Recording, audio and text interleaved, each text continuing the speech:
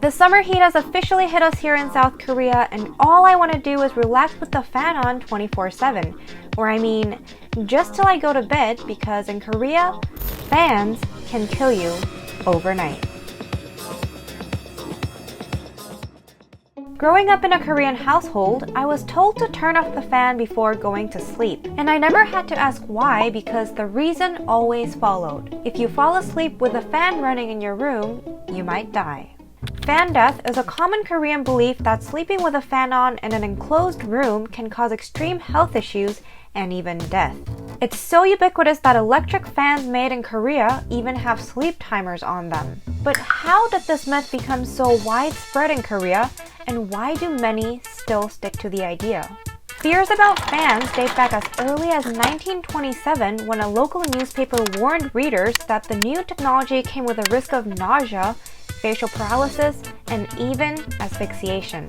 Then in the 70s, a Korean man was reportedly found dead with 2 electric fans running in his room, doors and windows both shut. Ever since, stories of fan deaths have appeared regularly in news outlets, especially in the summer months, which was enough to fuel the fan death superstition. 잠을 자다 숨지는 사고가 아침에 숨진 채 발견됐습니다. 선풍기를 틀어놓고 자다가 변을 당했습니다. Though debatable, there are conspiracy theories that this was part of the former authoritarian government's efforts to discourage citizens from using too much electricity during the 1970s energy crisis. Moving into the 2000s, the state-funded Korean Consumer Protection Board even listed asphyxiation from electric fans as one of the top 5 recurring summer accidents.